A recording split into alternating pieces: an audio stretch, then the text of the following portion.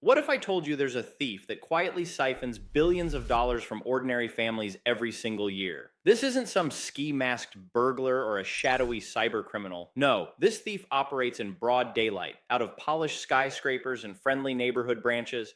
It's your own bank, and it's legally taking your money through a confusing, intentionally complicated web of hidden charges they call junk fees. They are counting on you not noticing. They're betting you're too busy, too intimidated, or just too confused by the fine print to ever question the steady drain on your account. $1 here, $5 there, a $35 penalty for a simple mistake.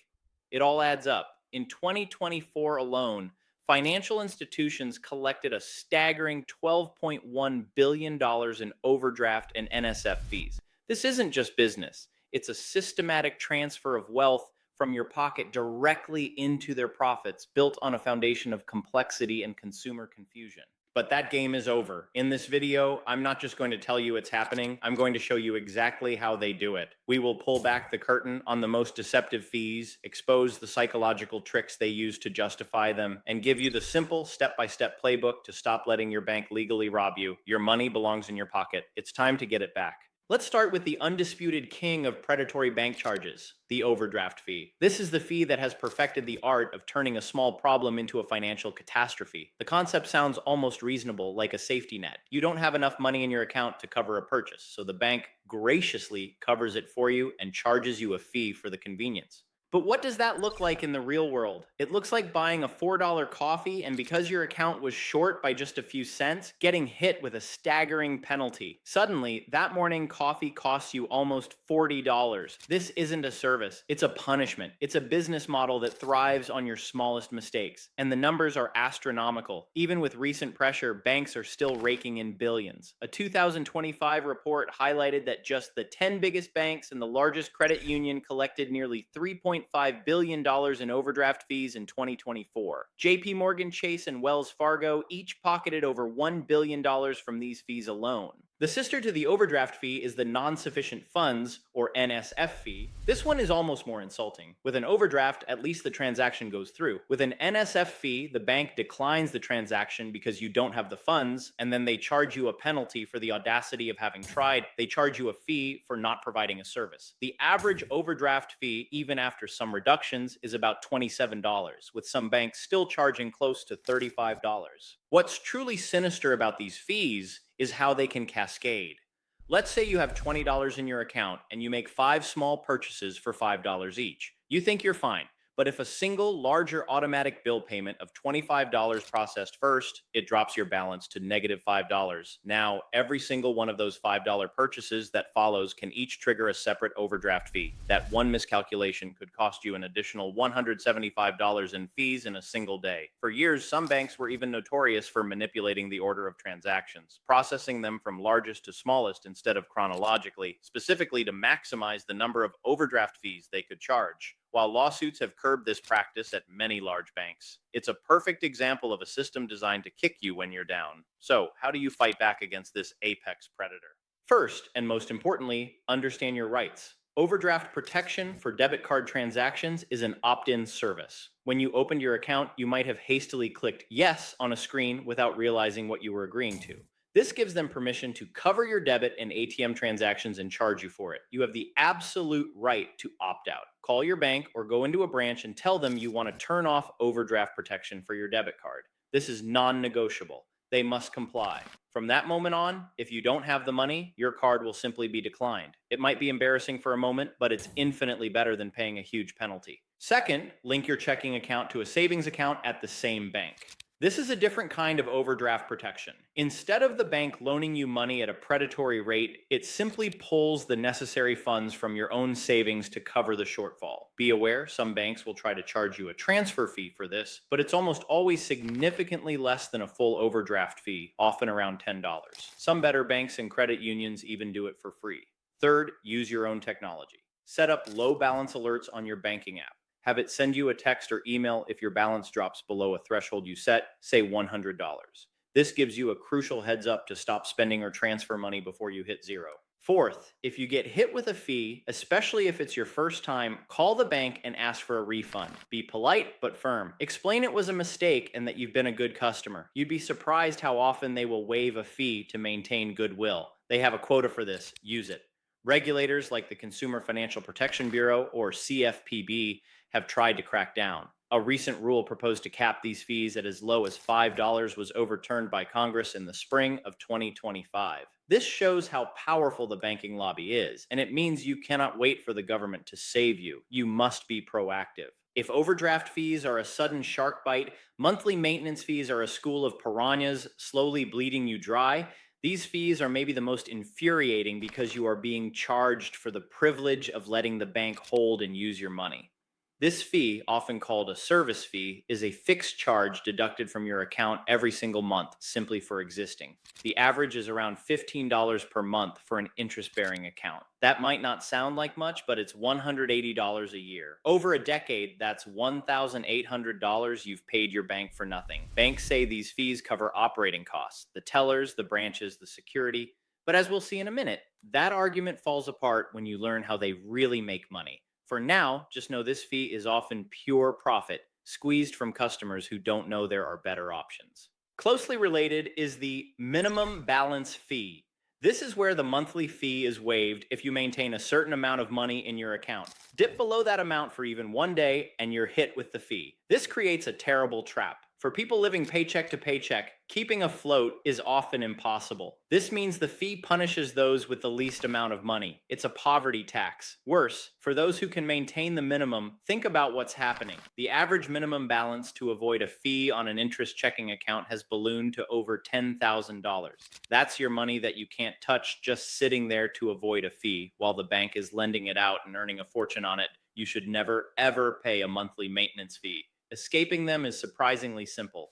First, know the waiver requirements. Look up your bank's fee schedule, a document they must provide under the Truth in Savings Act. It will spell out exactly how to get the fee waived. The most common ways are maintaining a minimum balance or setting up a recurring direct deposit, often $500 or more per month. If you have a regular paycheck, this is usually the easiest way to avoid the fee at a traditional bank. Second, vote with your feet. There's a whole universe of banking options that have eliminated these fees entirely. Online-only banks like Ally, SoFi, and Capital One, as well as most credit unions, have no monthly maintenance fees and no minimum balance requirements. They have lower overhead without thousands of physical branches and pass those savings on to you. Switching banks might feel like a hassle, but spending 2 hours to switch could save you nearly $2,000 over the next decade. That's a phenomenal return on your time. Third, look for special accounts. Most banks offer free checking for students and sometimes for seniors over 65. If you fall into one of these categories, make sure you aren't paying for a standard account when a free version is available to you. Paying a monthly fee on a basic checking account today is completely unnecessary. Next up are the fees that punish you for accessing your own money in the wrong place or the wrong currency. These are the convenience taxes, and they add up with shocking speed. Let's start with the out-of-network ATM fee. You need cash, you're not near your bank's ATM, so you use the one in the corner store. What happens next is a classic double dip. First, the ATM's owner charges you a fee, maybe $3. Then your own bank charges you a separate fee, often around $2.50 for the offense of not using one of their machines. You just paid over $5 to get your own money. The average total out-of-network fee is now about $4.86 per transaction. Do this just twice a month, and you're flushing over $115 down the drain every year. This fee is designed to limit your freedom and penalize you for convenience. Then there's the evil twin, the foreign transaction fee. This fee hits whenever you make a purchase in a currency that isn't your own, whether you're traveling abroad or just buying something online from a foreign company. The bank typically charges 1% to 3% of the transaction. It sounds small, but on a one-week vacation where you spend $2,000, a 3% fee means you just paid an extra $60 for nothing. The bank claims this covers currency conversion, but that's a lie. The actual cost to them is a tiny fraction of that. It's just another hidden profit center. So how do you abolish these taxes from your life? For ATM fees, plan ahead. Your bank's app has a built-in ATM locator that shows you where the free ones are. Before you go looking for cash, take 10 seconds to check the map. Better yet, get cash back at the grocery store. When you pay with your debit card, most stores will let you get cash back for free. It's a brilliant way to get cash without touching an ATM. For foreign transaction fees, the solution is even simpler. Get the right tool for the job. There are dozens of credit cards, especially travel cards, that have no foreign transaction fees as a major selling point. Before you travel, get one of these cards. Use it for all your international spending and pay it off in full to avoid interest. This single move can save you hundreds. These fees are 100% avoidable. They are a tax on the unprepared. All right, we are halfway through exposing the banking industry's playbook. If you've already had a light bulb moment and identified even one fee you're now going to eliminate, do me a small favor and tap that like button below. It's a free way to support the channel, and it tells YouTube this is information people need to see. It helps us fight back together. Now let's get back to it. To truly understand the audacity of these fees, you have to understand a secret the banks don't want you to think about. When you deposit your paycheck, you probably think of it as your money, sitting safely in a vault with your name on it. That could not be further from the truth. The moment you deposit your money, you've effectively given the bank a loan, for which they pay you little to nothing. That money doesn't just sit there, the bank immediately puts it to work. This system is called fractional reserve banking. It used to be that banks were required to keep a fraction of deposits in reserve, say 10%. So if you deposited $1,000, the bank held on to $100 and could lend out the other $900. But as of March 2020, the Federal Reserve cut the reserve requirement ratio to 0%.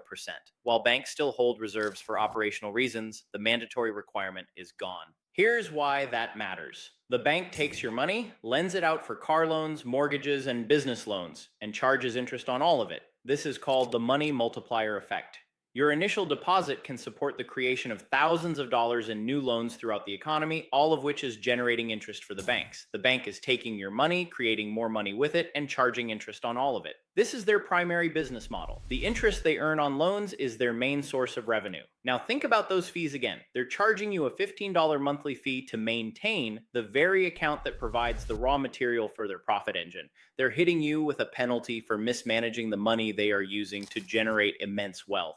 It's like a farmer charging you rent to store your seeds in his barn, using your seeds to plant a crop, selling the harvest for a huge profit, and then charging you a penalty if you accidentally take one seed too many from your own bag. When a bank tells you a fee is to cover costs, it's a calculated lie of omission. Their costs are covered many times over by the interest they make from your deposits. Every junk fee is just extra profit. This understanding changes the power dynamic. You are not just a customer. You are their primary investor, their source of capital. Without your deposits, they have nothing. And that's why switching to a credit union or an online bank is so powerful. You have the power because you can take your fuel somewhere else. Now that you know the threats, it's time to arm yourself. The financial world can be a battlefield, but you are not defenseless. Your most important piece of armor is the Truth in Savings Act, or Regulation DD. This federal law forces banks to give you clear disclosures about your account, including the interest rate, the APY, and a detailed schedule of all fees.